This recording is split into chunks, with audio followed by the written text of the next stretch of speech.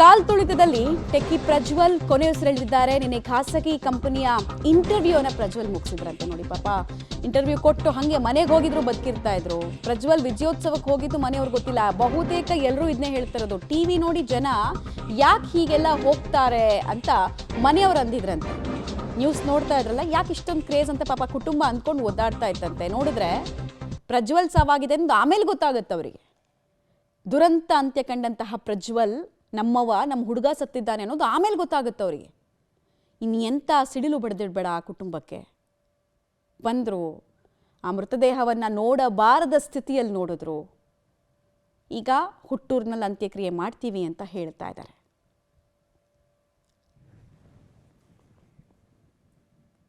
Details ಕೊಡ್ತಾರೆ ಅರುಣ. ಒಬ್ಬೊಬ್ಬರದು ಒಂದೊಂದು ದುರಂತ ಕತೆ.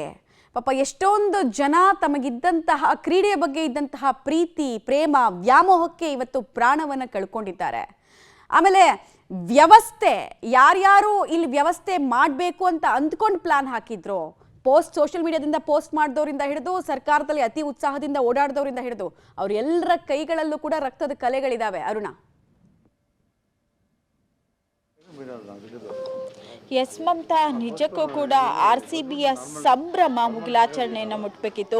ಆದರೆ 1 ಗಂಟೆಯಲ್ಲಿ ಶೋಕದ ವಾತಾವರಣ ಕೂಡ ನಿರ್ಮಾಣವಾಯಿತು.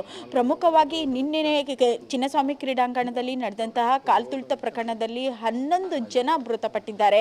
ಇವರ ಸಾವಿಗೆ ಯಾರು ಹೊಣೆ ಎನ್ನುವಂತಹ ಒಂದು ಪ್ರಶ್ನೆಯನ್ನು ಇಡೀ ಒಂದು ನಾಗರಿಕ ಸಮಾಜವೇ ಕೇಳುವಂತಾಗಿದೆ. ಪ್ರಮುಖವಾಗಿ ಯಾವುದೇ ರೀತಿಯಿಂದ ಮುನ್ನೆಚ್ಚರಿಕೆ ಸಿದ್ಧತೆಗಳನ್ನ ವಹಿಸಿಕೊಳ್ಳದೆ, ಯಾವುದೇ ರೀತಿಯಿಂದಲೂ ಕೂಡ ಪ್ರಿಪ್ರೇಷನ್ ಇಲ್ಲದೆ ಕೇವಲ 45,000 ಜನ ನುಗ್ಗುವ ಕಡೆ 2 ರಿಂದ 3 ಲಕ್ಷ ಜನ ನುಗ್ಗಿದ್ರು. ಇದರಿಂದಾಗಿ ಭಾರಿ ಕಾಲ್ತುಳಿತವಾಯಿತು. ಅಮಾಯಕ ಜೀವಗಳು ಕೂಡ ಬಲಿಯಾದವು.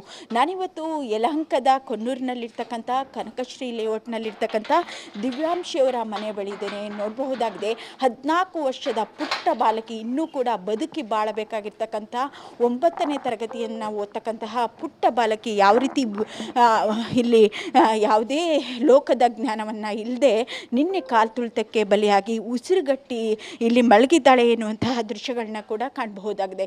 ಕುಟುಂಬಸ್ಥರ ಆಕ್ರಂದನ ಅಂತೂ ಮುಗಿಲು ಮುಟ್ಟಿದೆ. ಇನ್ನೂ 9ನೇ ತರಗತಿಯ ಓದ್ತಕ್ಕಂತಹ ಬಾಲಕಿ, ಆಟವಾಡಿ ಓದ್ತಕ್ಕಂತಹ ಬಾಲಕಿ ಇವತ್ತು ಮೃತಪಟ್ಟಿದ್ದಾಳೆ ಎನ್ನುವಂತಹ ಮಾಹಿತಿ ನಿಜಕ್ಕೂ ಕೂಡ ಕುಟುಂಬಕ್ಕೆ ಸಿಡಿಲು ಬಡಿದಿದೆ. ಅವರ ಚಿಕ್ಕಮ್ಮನ ಜೊತೆ ಈ ಒಂದು RCB ಅಭಿಮಾನಿಗಳನ್ನ ಕಣ್ತುಂಬಿಕೊಳ್ಳಲಿಕ್ಕೆ ಹೋಗಿದ್ಲು. ಆದರೆ ಈ ಒಂದು ನುಗ್ಗಲಿನಲ್ಲಿ ನಿಜಕ್ಕೂ ಕೂಡ ಅವಳ ಸಾವನ್ನಪ್ಪಿರೋದು ಕುಟುಂಬಕ್ಕೆ ನುಗ್ಗಲಾರದ ತುತ್ತಾಗಿದೆ. ಹೀಗಾಗಿ ಯಲಹಂಕದಲ್ಲಿರ್ತಕ್ಕಂತಹ ಒಂದು ಕನಕಶ್ರೀ ಲೇಔಟ್ನಲ್ಲಿ ಇವರ ಒಂದು ಮೃತದೇಹವನ್ನು ಕೂಡ ಇಡಲಾಗಿದೆ.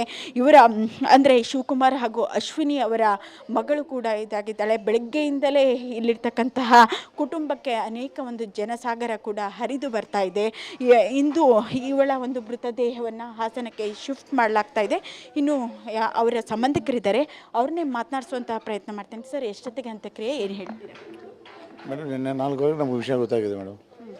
4 ಟೈಮಲ್ಲಿ ನಮಗೆ ಫೋನ್ ಮಾಡಿದ್ರು, ಈ ಥರ ದಿವ್ಯಾಂಶ ಇಲ್ಲ.